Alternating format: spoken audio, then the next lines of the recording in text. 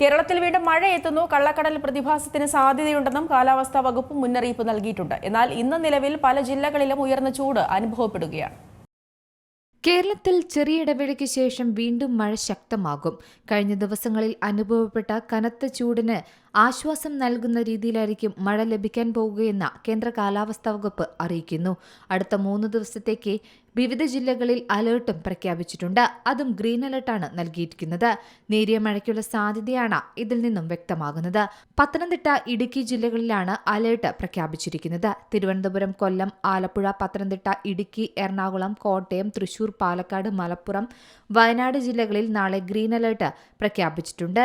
അതേസമയം ഞായറാഴ്ച മുഴുവൻ ജില്ലകളിലും നേരിയ മഴയ്ക്ക് സാധ്യതയുണ്ടെന്നും മുന്നറിയിപ്പിലുണ്ട്. കൂടാതെ കള്ളക്കടൽ പ്രതിഭാസത്തിന്റെ ജാഗ്രതാ നിർദ്ദേശവും പ്രഖ്യാപിച്ചിട്ടുണ്ട്.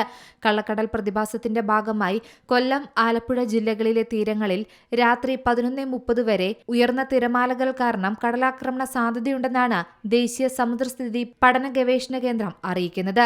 കൂടാതെ കർണാടകയിൽ അടുത്ത കുറച്ച് ദിവസങ്ങളിൽ കാലാവസ്ഥ സാധാരണ നിലയിലായിരിക്കുമെന്നാണ് പ്രതീക്ഷിക്കപ്പെടുന്നത്. മഴയോ ശക്തമായ കാറ്റോ ഉണ്ടാകുമെന്നും മുന്നറിയിപ്പുകളിൽ പറയുന്നില്ല. കൂടാതെ കഴിഞ്ഞ വർഷം ഒക്ടോബർ മുതൽ ഡിസംബർ വരെ ലഭിക്കേണ്ട തുലാവർഷത്തിൽ വലിയ കുറവുണ്ടായതായും കാലാവസ്ഥാ വകുപ്പ് മുന്നറിയിപ്പിൽ പറയുന്നു. സാധാരണ ലഭിക്കേണ്ട മഴയുടെ പകുതി പോലും പല ജില്ലകളിലും ലഭിച്ചില്ലെന്നും പറയുന്നുണ്ട്. എന്നാൽ 2026 ജനുവരിയിലെ കണക്കുകൾ പ്രകാരം കേരളത്തിൽ പെയ്ത മഴയുടെ അളവിലും വലിയ കുറവാണ് രേഖപ്പെടുത്തുന്നത്. News desk C Malayalam news. ഏറ്റവും പുതിയ വാർത്തകളും വിശേഷങ്ങളും വിരൽ തുമ്പിലറിയാൻ സി മലയാളം ന്യൂസ് എല്ലാ ഡിജിറ്റൽ പ്ലാറ്റ്ഫോമുകളിലും ലഭ്യം.